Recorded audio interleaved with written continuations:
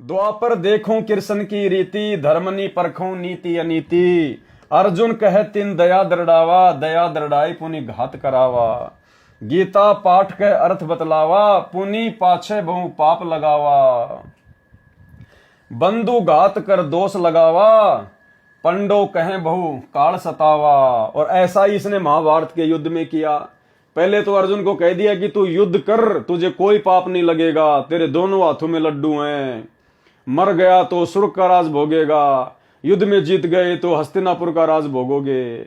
और मरने के बाद में उनको हिमालय में जाके कहा कि वहां जाकर अपना शरीर छोड़ दो तपस्या करके, नहीं तो नरक में जाओगे। अर्थात इस प्रकार से ये घात करता है, धोखा करता है। भेजी हिमालय ते ही गड़ाए, छल अनेक कीन यमराए।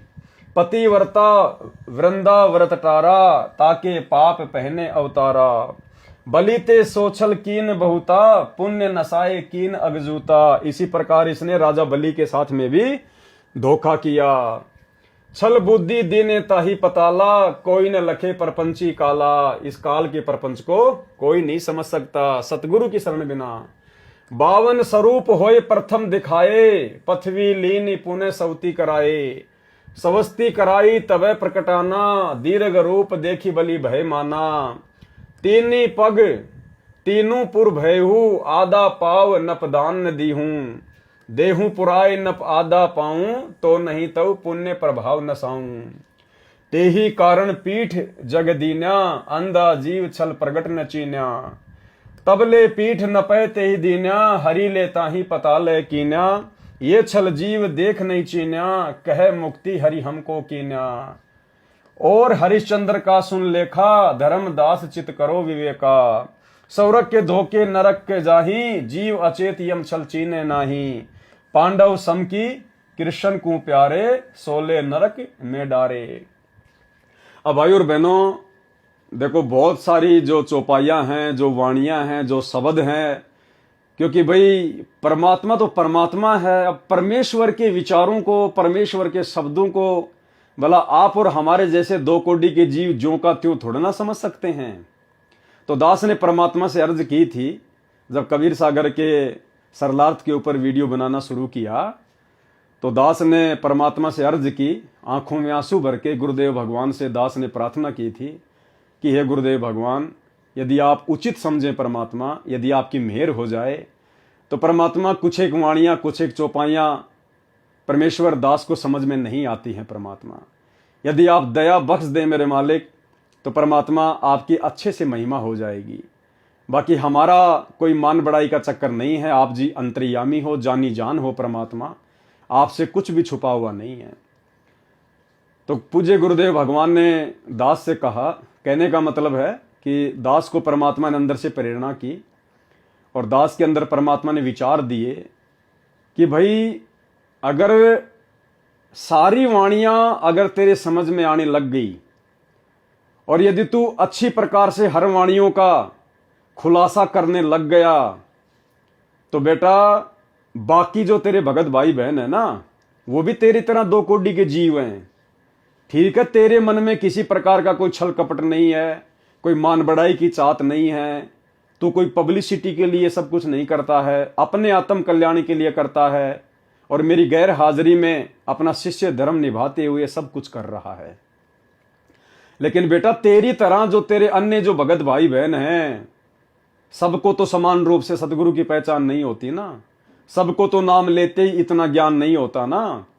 बेटा वो आत्माएं वो तेरे ऊपर अनजाने में आस्था ना कर बैठे, इसलिए तेरे को केवल मैंने उतनी ही बुद्धि बख्शी है, तेरे को केवल मैंने उतना ही काम चलाऊ ज्ञान दिया है कि मेरे हिसार जेल से बाहर आने तक तू भी भक्ति मार्ग पर रुका रहे और अन्य भगत भाई बहनों के हृदय में भी गुरु भक्ति के प्रति आस्था बनी रहे। तो मैं तेरे को इतनी बुद्धि दूंगा जितनी मैं उचित समझूंगा, जितनी आवश्यक है। भले इन वाणियों का अर्थ तेरे को ठीक ठीक से समझ में नहीं आ रहा, बहुत सारी वाणियों का, लेकिन भले इन वाणियों का अर्थ समझ में ना आए, अगर इन वाणियों को तू पढ़ेगा और भाई बहन तेरा वीडियो देखेंगे या अन्य कोई भगत भाई बहन अपने घर पर इस कबीर सागर के सरलार्थ को पढ़ेगा या वीडियो के माध्यम से देखेगा सुनेगा तो लाभ उतना ही मिलेगा। इन वाणियों का, मेरे कर कमल से लिखित इस पुस्तक को पढ़ने का सुनने का उतना ही लाभ मिलेगा, चाहे ये वाणियां समझ में आओ चाहे ना आओ। इसलिए जैसा आपको प्रेरणा की जाती है आप केवल उसी हिसाब से आगे बढ़ते रहो।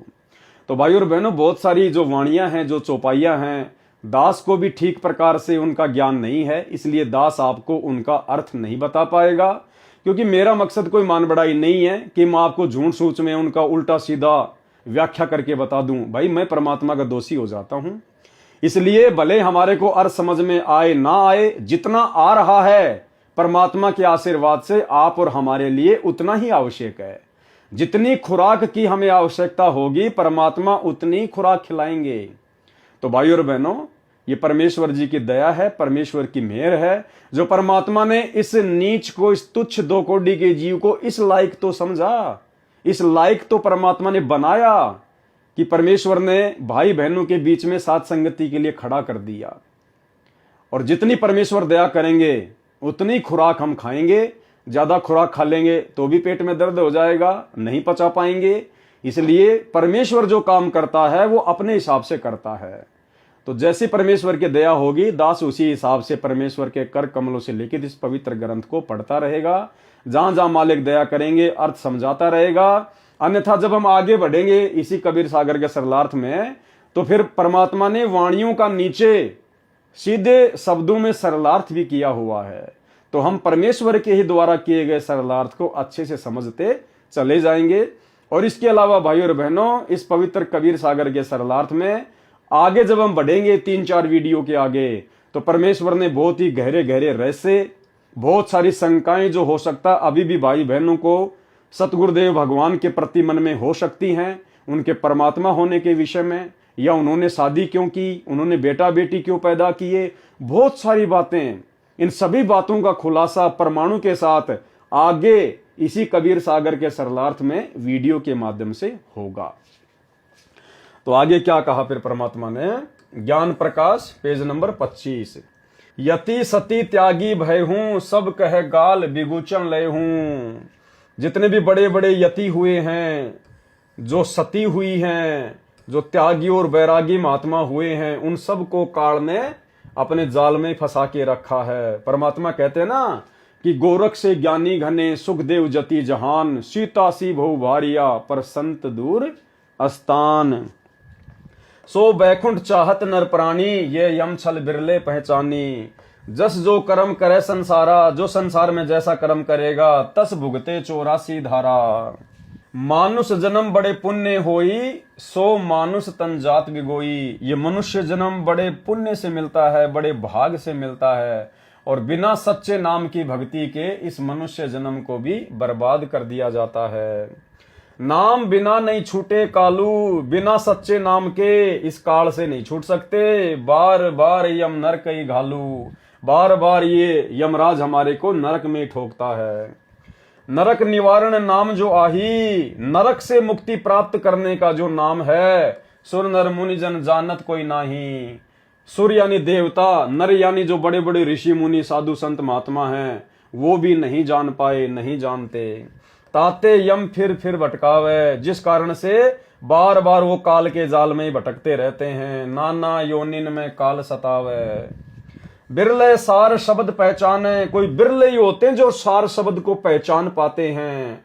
सतगुरु मिले सतनाम समाने, कोई बिरले ही होते हैं जो सार शब्द को पहचान पाते हैं, क्योंकि सार शब्द स्वयं सतगुरु ही होता है।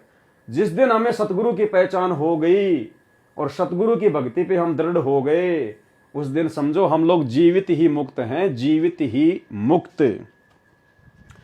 ऐसे परमेश्वर ने धर्मदास जी को काल के जाल से छुड़वाने के लिए कई झटके दिए।